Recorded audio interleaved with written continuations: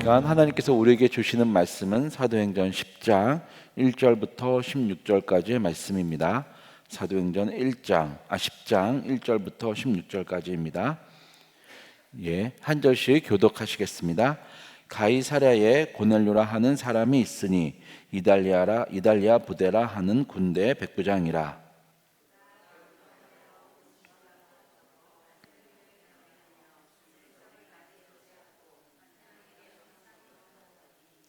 하루는 제9시쯤 되어 환상 중에 밝히 봄에 하나님의 사자가 들어와 이르되 고넬료야 하니,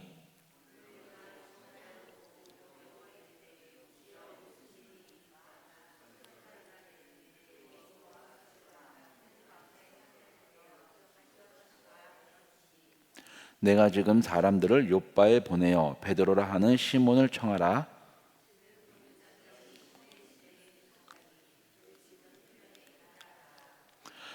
마침 말하던 천사가 떠나매 고넬료가 집안 하인 둘과 부하 가운데 경건한 사람 하나를 불러 이튿날 그들이 길을 가다가 그 성에 가까이 갔을 그때에 베드로가 기도하려고 지붕에 올라가니 그 시각은 제6시더라.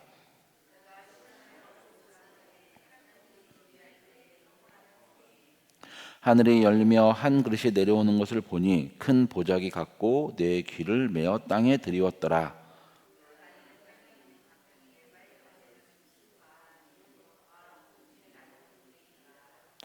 또 소리가 있으되 베드로야 일어나 잡아 먹어라 하거늘.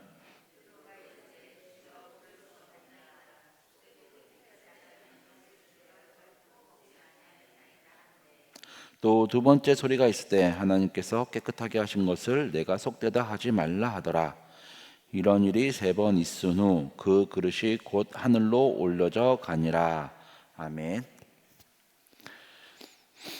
사도행전 10장은 드디어 이제 분위기가 바뀝니다.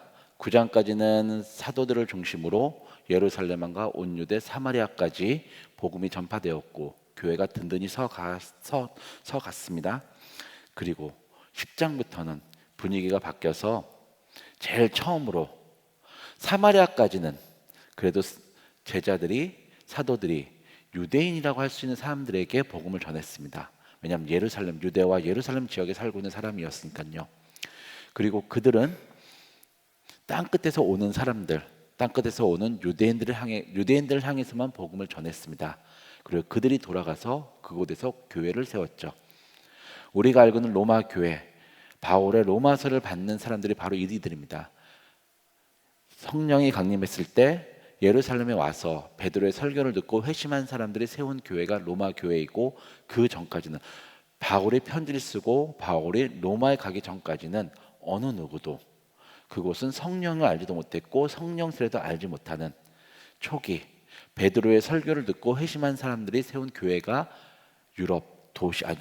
로마 각지 도시에 있었습니다.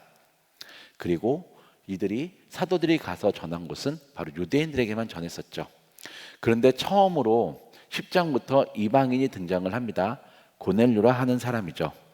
이 사람에 대해서 보면 이 사람은 로마 군대 이달리아 부데라 하는 군대의 백부장입니다. 그리고 그는 그곳에 식민지를 갖고 있는 정령군으로서 와 있었습니다. 어찌 보면 그는 정령군으로서 그 식민지를 다스리는 사람으로서 압제하는 사람으로서 함부로 아니면은 그 유대인들을 핍박할 수 있었지만, 그는 그런 행동을 하지 않고 무엇이라 성경에서 얘기하면 그는 경건하며 온 집안과 더불어 하나님을 경외한다고 하였습니다. 그는 자신이 이방인이었지만 하나님 안에서 하나님의 말씀을 듣고 말씀을 배우며 그 안에 참된 길이 있고 진리인 것을 알아서 그 율법대로 살려고 다짐한 자였습니다. 따라서 그의 행동은, 삶은 다른 그곳에 있는 가이사라라고 하는 곳에 있는 다른 식민지의 정령군과 달랐습니다. 지배계층과 달랐습니다. 그는 자신이 가지고 있는 재물을 가지고 그 지역 가이사라에 있는 많은 사람들을 구제하였습니다. 가이사라는 이름 자체가 로마식 이름입니다. 이 뜻은 무엇이냐 하면 그곳은 로마의 총독이 있고 로마의 군대가 있고 또 이를 따라온 로마의 많은 상인들, 로마의 총독과 군인들을 대상으로 장사를 하거나 아니면 로마에서 물건을 갖고 와서 물품을 갖고 와서 그곳에 있는 가이사라 현지인에게 그 식민지 사람들에게 물건을 팔려고 장사하는 사람들로 가득 차 있었는데 그곳에서 자신의 재산을 가지고 자신과 함께 온 로마에 관련된 사람이 아닌 그 현지에 있는 가난한 사람들, 유대인들 아니면 다른 지역의 다른 지역에서 온 이방인들을 구제하였습니다. 율법에서 구제하라고 도와주라고 과부와 고아와 나그네를 도와주라고 관심 쓰라고 하는 그 말씀을 따라서 그는 그런 사람들을 많이 도와주었습니다. 생색내기식으로 그냥 보여주기식의 구제가 아닌 정말 자신의 마음을 다해서 구제하였습니다. 어떻게 알 수 있냐면 천사가 와서 고넬료에게 이렇게 얘기하죠. 내 기도와 구제가 하나님 앞에 상달되어 하나님도 고넬료의 구제에 대해서 인정했다는 뜻입니다. 그가 어떤 마음으로 어떻게 하였는지 잠시 일회성으로 한 번 도와주고 내가 다 했으니 그냥 가라가 아니라 그 사람이 자립할 때까지 그 사람의 배고픔, 어려움을 해결할 때까지 고넬료는 꾸준히 도와주었다는 말입니다. 그뿐만이 아니죠. 그는 항상 기도했던 자입니다. 특히 오늘 본문에서는 그가 9시쯤 되어라고 얘기합니다. 이 9시가 우리나라 시간으로 오후 3시입니다. 유대인들은 이슬람처럼 하루에 기도하는 시간을 그들의 율법 규례로 정해놓았는데 3번의 기도 시간이 있습니다. 첫 번째는 오전 9시죠. 유대식으로 제3시 기도 시간입니다. 오전 9시에 하루에 2번의 번제 제사를 드릴 때 오전 9시에 아침 번제를 드릴 때 그들은 기도를 합니다. 그리고 3시간 뒤인 12시 정오죠. 제6시 기도 시간입니다. 그리고 마지막으로 또 3시간 후인 제9시 우리 시간으로 하면 오후 3시 저녁 오후 번제와 함께 기도를 합니다. 고넬료가 제9시쯤 되어 환상을 봤다는 얘기는 그때 기도하려고 자기의 장소, 기도 장소로 갔었던 것입니다. 그는 유대 율법을 따라 아마 하루에 3번, 3시, 6시, 9시 3번 다 하나님께 기도를 항상 빠지지 않고 드렸던 자입니다. 그래서 하나님이 그의 기도도 인정하셨던 것이죠. 그 기도 시간에 환상이 보입니다. 하나님의 사자가 나타나 고넬료에게 얘기하죠. 지금 당장 욥바로 사람을 보내어 베드로를 초대하라. 그를 초대하여 그에게서 말씀을 들으라. 그러면 너가 기도하는 것, 너가 원하는 것, 너가 유대교에 들어와 하나님을 경외하면서 찾고 있던 그것을 발견하게 될 것이다. 이 이야기를 들은 환상 중에 그는 두려웠습니다. 갑자기 환상이 보이고 여호와의 사자가 나타난 것에 대해서 두려웠습니다. 왜냐하면 이 당시도 여호와의 환상, 여호와의 사자가 잘 안 보이는 시기였습니다. 세례 요한이 태어날 시기, 그 시기에 어떤 얘기냐면 그쯤 여호와의 환상이 보이지 않는다고 하였던 그 시기, 하나님이 직접적으로 사자를 보내어 하나님의 사랑하는 자녀에게 말씀을 계시하지 않은 그 시기에 여호와의 사자가 나타났으니 이는 두려웠습니다. 그 두려움에는 여호와의 사자를 봤다는 두려움도 있지만 혹시 이것이 속임수는 아닐까, 내 착각은 아닐까 하는 그런 두려움도 있었을 것입니다. 근데 그는 그 환상 속에 나타난 여호와의 사자의 말을 듣고 바로 그 이야기, 그 사자가 떠나자마자 바로 하인 둘과 자기 부하의 구별된 경건한 자를 바로 보냅니다. 그에게 어떤 일이 일어났는지, 그리고 지금 가서 그 천사가 말한 곳에 가서 이 베드로라고 하는 시몬이 있으면 그를 청하여 우리 집으로 모시고 오라라고 이야기를 합니다.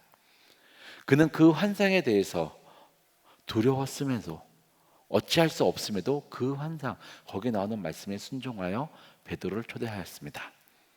그리고 고넬료가 보낸 자들이 베드로가 사는 곳에 도착할 때쯤에 일어난 일이 또 있습니다. 이번엔 베드로에게 환상이 보입니다. 베드로가 그도 유대 율법에 따라서 기도를 하였습니다. 12시 기도 시간이 되어서 기도를 하고 12시니까 점심시간이니까 그 자기가 유숙하는 집의 하인들이 사람들이 점심을 준비하고 있습니다. 그때 환상이 보입니다.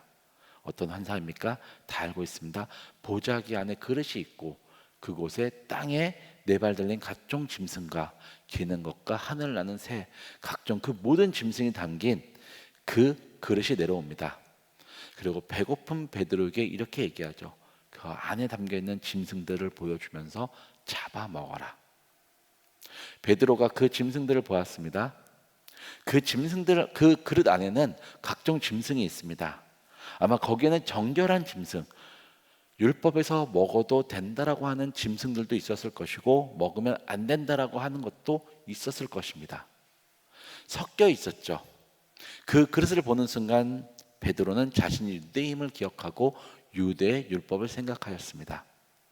유대 율법은 부정이 전파되는 그런 형식입니다. 무슨 얘기인가 하니 부정한 것이 닿으면 정한 사람도 부정하다라고 얘기를 합니다. 마찬가지로 하나님께 드릴 제물도 정하고 거룩하게 구별하여서 정한 제물도 드리는 와중에 부정한 것이 닿으면 정하고 거룩한 구별된 제물을 부정하다고 하여 드릴 수가 없는 그런 개념입니다. 그러니 당연히 부정한 짐승과 함께 있는 정한 짐승은 베드로 생각에 부정해서 먹을 수가 없다라고 했기 때문에 주님, 저는 유대인으로서 지금까지 단 한 번도 율법을 어기지 않았습니다. 저는 율법을 어기지 않아서 부정한 것을 깨끗하지 않은 부정한 것을 먹은 적이 단 한 번도 없는데 왜 저한테 이것을 먹으라고 하십니까? 전 먹을 수 없습니다. 이런 뜻입니다. 그러자 하나님께서 뭐라고 하십니까? 똑같이 말씀하십니다. 왜 내 멋대로 그것을 판단하느냐? 내가 너에게 먹으라고 하는 것이 과연 부정한 걸 먹으라고 하겠느냐? 내가 그것을 깨끗하다고 생각했고 깨끗하다고 판단했기에 너보고 먹으라고 하는 것인데 왜 너가 멋대로 내 판단을 무시하고 내 뜻대로 부정하다고 판단해서 먹지 않느냐? 이런 일이 3번 있었습니다. 그 일은 하나님께서는 더 이상 부정한 짐승, 율법에서 말하는 부정한 것을 부정하다고 여기지 않는다는 그 확고한 의지를 알려주셨습니다. 어제 유튜브를 검색하다가 박영선 목사님의 설교를 듣게 되었습니다. 요약본인데 그분이 이렇게 말씀하셨습니다. 우리 그리스도인들에게 죄는 무엇입니까? 우리는 도덕적으로 타락하였거나 우리가 양심으로 받아들이지 못하면 죄를 지었다고 손가락질을 하는데 그 목사님이 이렇게 말씀하시더라고요. 그리스도인들에게 진정한 죄는 도덕적으로 타락한 것이 아니라 우리가 하나님을 떠난 것이다. 우리의 시선을 하나님께 보지 않고 우리의 마음을 하나님께 두지 않고 하나님을 떠난 것이 죄이다라고. 이 말씀이 저한테 다가온 이유는 오늘 베드로를 보면서였습니다. 베드로는 하나님이 말씀하셨습니다. 잡아먹어라. 그러면 베드로는 잡아먹으면 됐었습니다. 그도 알고 있습니다. 자신이 어제 본 것처럼 자신이 어떤 사람이었는지. 근데 그 자신을 예수님이 내가 나를 사랑하는 자를 통해서 용서하셨고 그에게 하나님의 사랑하는 마음과 하나님의 예수 그리스도의 그 능력과 그 이적을 행할 수 있는 권능을 주셨기에 그가 어제 보신 것처럼 중풍병자, 예수님처럼 중풍병자를 일으켜 세웠고 죽은 사람을 일으켜 세웠는데 예수님의 말씀을 믿고 따랐을 때 했던 일을 그는 자기가 직접 경험하면서도 지금 하나님이 잡아먹으려 하는 것, 그거는 내가 유대인에게 율법을 어길 수가 없습니다라고 하는 그 이유로 그는 거절하였던 것이죠. 어찌 보면 베드로는 지금 하나님을 떠나 죄를 짓는 것일 수도 있습니다. 사람의 시선, 유대인이라고 하는 그 생각이. 놀라운 사실은 9장 말미에 그리고 지금도 나오죠. 그는 무두장이 시몬의 집에 거주하고 있습니다. 무두장이는 가족을 다루는 직업입니다. 무두장이는. 근데 이 시몬 베드로, 그 무두장의 시몬의 일은 무엇이냐면 짐승을 죽입니다. 그리고 그 죽은 짐승에서 가죽을 벗겨서 털을 제거하고 피를 말리고 잘 건조시켜서 다른 사람들이 물건을 만들 수 있도록 가죽을 준비하는 일입니다. 율법에 따르면 이는 부정한 사람입니다. 짐승의 사체를 만지는 사람은 일주일 동안 7일 동안 부정한 사람입니다. 근데 이는 직업적으로 짐승의 사체를 만져야 되는 사람이니 항상 부정한 자인데, 베드로는 부정한 자이지만 그 집에 유하고 있습니다. 아까 말씀드렸죠? 부정이 전파되는 개념이라고, 율법에서는. 그러면 베드로는 지금 자기도 부정한 사람입니다. 하늘에서 들리는 소리, 하나님의 목소리에 따라 주님 제가 먹을 수 없습니다 했다면 그는 그 무도장의 집에 있으면 안 되었습니다. 있으면 그도 부정한 자이고 그가 생각하는 그 율법, 지키겠다고 하는 그 율법을 이미 어긴 자가 됐는데, 그는 선택적으로 무도장에는 유대인이니까 괜찮다라고 생각하고 있고, 그 짐승은 유대인이 아니기에, 사람이 아니고 유대인이 아니게 안 된다라고 선택적으로 율법을 지키고 있습니다. 하나님을 떠나 있습니다. 그렇게 예수님이 비방하던, 예수님이 책망하던 그 예수님 시대의 바리새인처럼, 사두개인처럼, 대사장들처럼 똑같이 선택적으로 율법을 자기에게 유리한 대로 해석해서 지키고 있는 모습을 베드로가 지금 보여주고 있습니다. 하나님께서 괜찮다고 했던 것을 베드로가 아니라고 하며 어기고 있는 것이죠. 오늘 본문은 이 10장은 되게 중요합니다. 아까 처음에 말씀드린 것처럼 그 중에 오늘은 고넬료와 베드로를 대비시켜서 보여주고 있습니다. 한쪽은 이방인입니다. 모든 사람들이 인정하는 이방인입니다. 유대인들은 율법에 따르면 이방인은 개처럼 여겼습니다. 개와 같은 존재라고 할 수 있죠. 무시당하고 멀리하고 함께하면 안 되는 죄인이었습니다.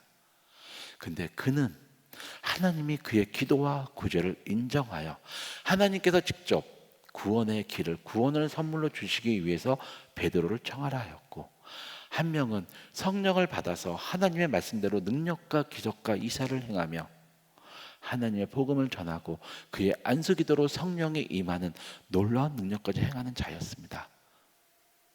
그가 예수님의 명령을 따를 때 그런 놀라운 일이 행하던 자였는데, 지금 여호와의 말씀을 거절하고, 여호와의 명령을 거절하고 있습니다. 과연 누가 하나님 앞에서 진정한 믿는 자일까요? 오늘 본문에서 진정한 믿는 자가 누구일까요? 내 신분, 내 혈통, 내 위치가 남들이 손가락질하기에 중요한 것이 아니라 여호와의 명령을 따라 행하는 자가 진정으로 여호와의 자녀이며 여호와의 백성입니다. 고넬료가 그렇습니다. 지금 사도행전을 통해서 누가는 우리에게 말합니다. 우리는 이 사도행전을 읽는 이 사도행전의 수신자는 당신들은 누구입니까? 혈통으로, 신분상으로 이방인이라고 멋대로 살아가고 있습니까? 그런데 보십시오.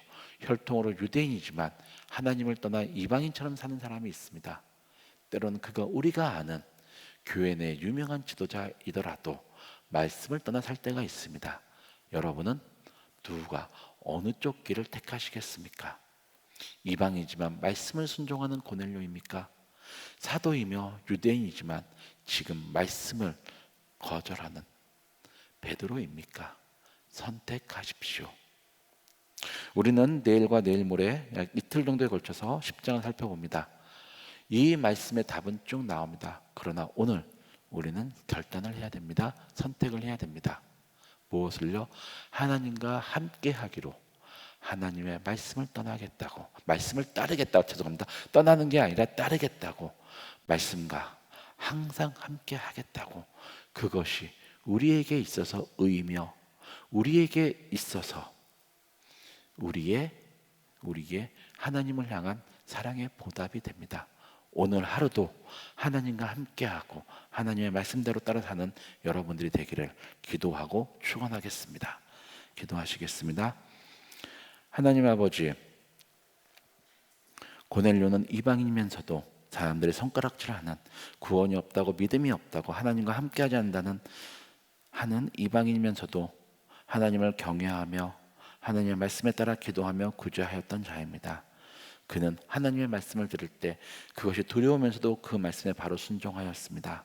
반면에 유대인이면서 성령을 받아 하나님이 주시는 그 권능으로 놀라운 이적을 행하는 베드로는 여호와의 말씀에 내가 유대인으로서, 혈통적 유대인으로서 그것을 할 수 없습니다라고 하며 하나님의 명령을 거절하였습니다. 주님, 우리는 지금 누가 되어야 할까요? 주님, 우리는 지금 고넬료가 되기를 주님 앞에 결단합니다. 정말 오늘 하루도 세상에 우리를 죄인이라고 이방이라고 하는 그 호도 속에서도, 그 비웃음 속에서도 정말 우리는 오늘 하루도 하나님의 말씀을 따라 살아가는 진정한 하나님이 인정하는 의인 고넬료가 될 수 있도록 우리를 지켜주시고 붙잡아 주시옵소서. 예수님의 이름으로 기도드렸습니다. 아멘.